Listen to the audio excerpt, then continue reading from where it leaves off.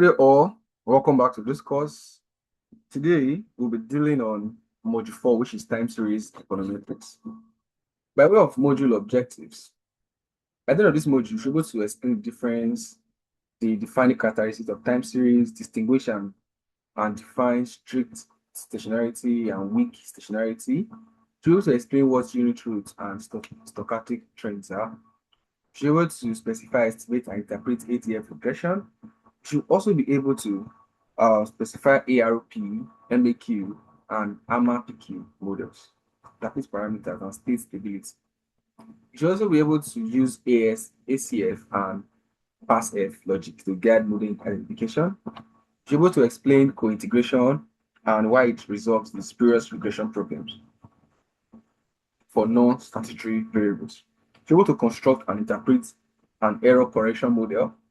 To be able to explain the Joule-Hansen co-integration framework that conceptually be able to build ARIMA, be able to also interpret results responsibly.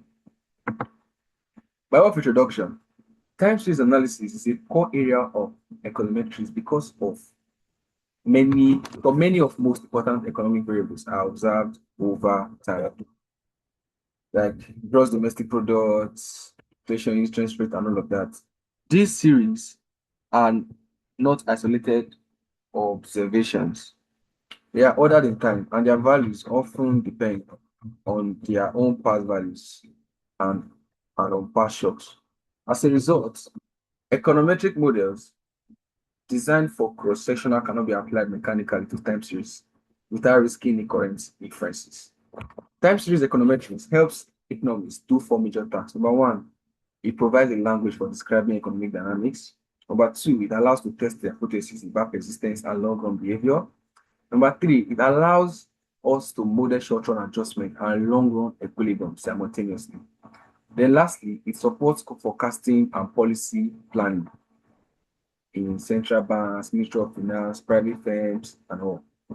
A distinctive feature of time series analysis is the importance of stationarity. In many economic data sets, variable trends upward over time.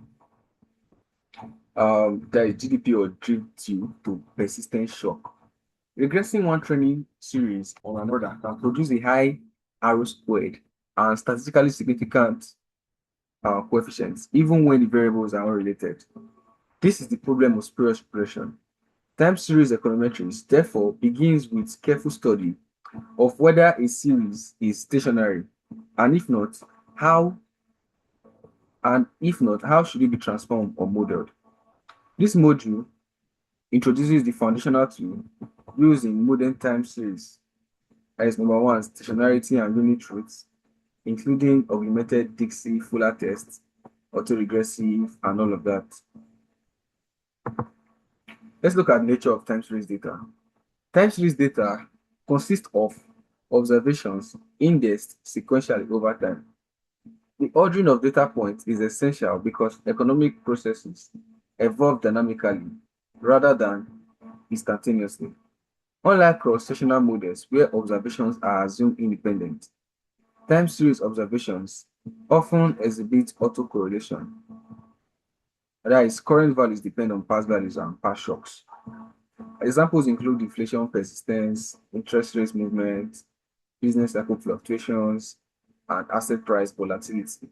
Ignoring this structure leads to biased inference or invalid hypothesis test. Let's look at dependence and economic persistence. Economic systems display inertia. For example, inflation today depends partly on inflation yesterday due to price stickiness and expectations. Persistence can be short run, that is temporary decay of shocks, or long run, that is permanent accumulation of shocks. Time series econometrics provide formal tools to distinguish these behaviors and quantify the speed at which economies returns to equilibrium. What is stationarity? Formal definition. A stochastic process is stationary if its statistical properties do not change over time.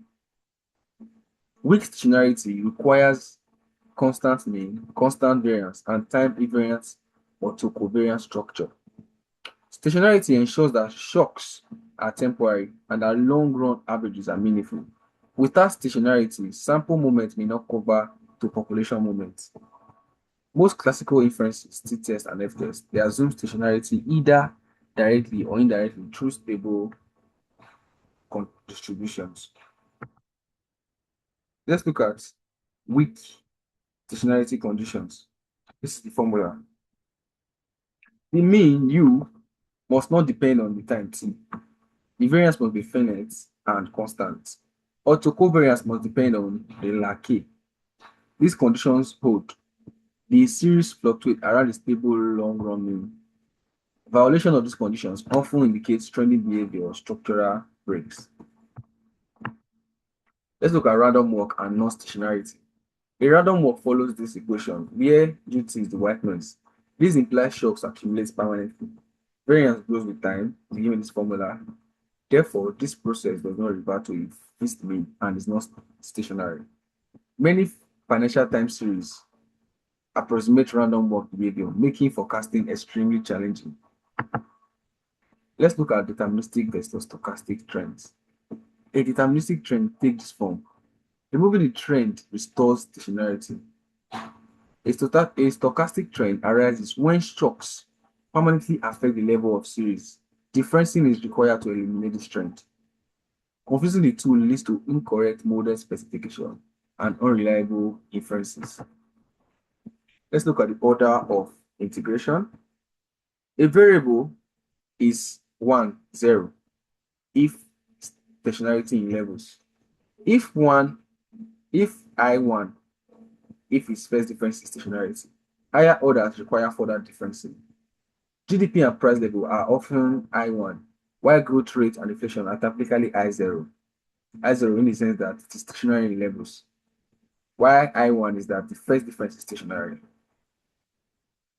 Identifying integration order is a prerequisite before running regression using time series data. Let's look at spurious regression problem.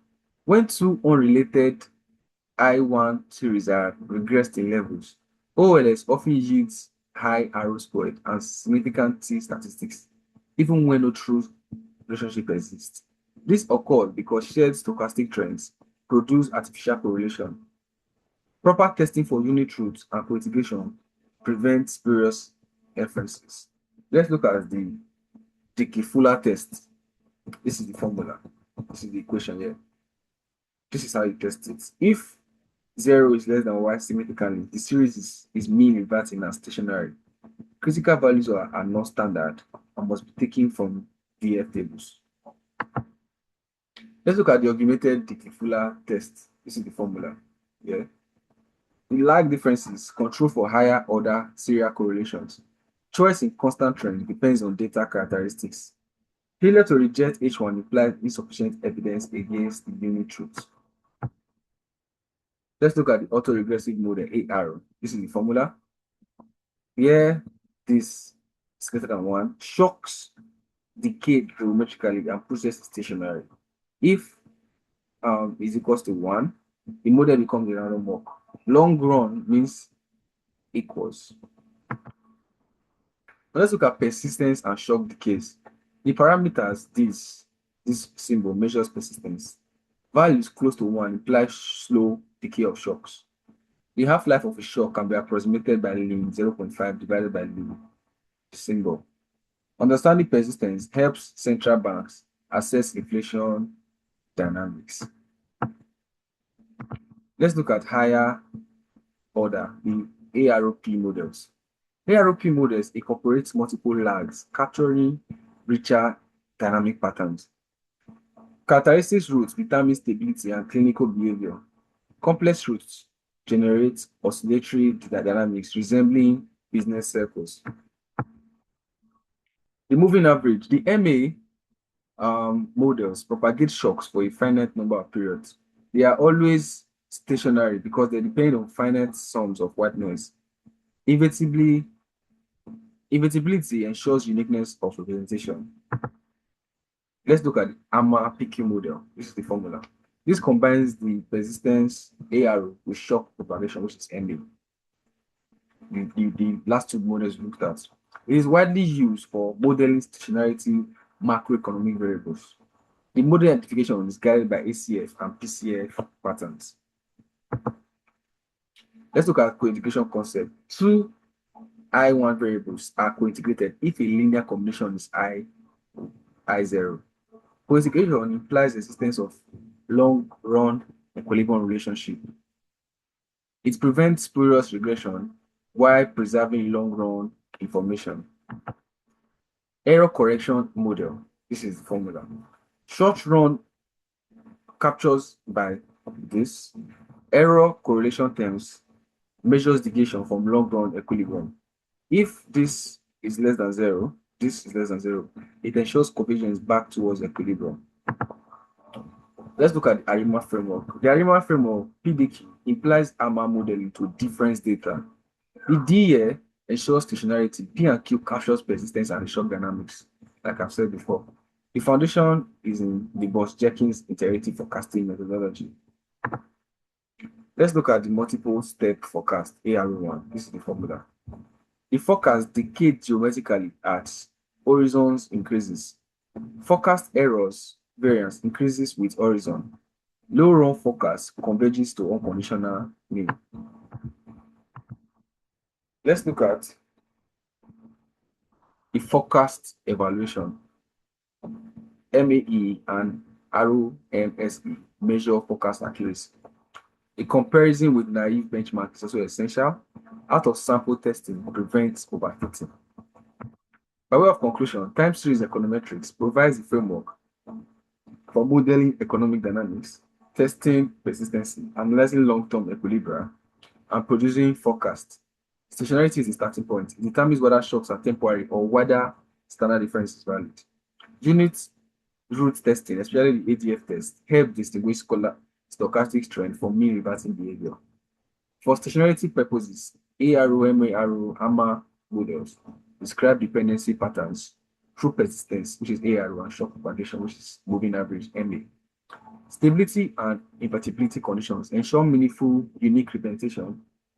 When variables are not stationary but move together, co-integration captures long-run equilibrium, and ECMs show how short-term adjustment restore that equilibrium. Johansson approach extends co-integration analysis to multivariate system.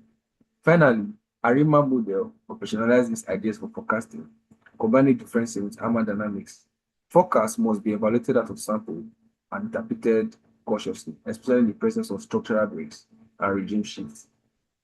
Strong time series practice blends theory, diagnostics, and careful interpretation rather than relying on one stochastic or one model. That will be all for module 4. I'll see you in module 5.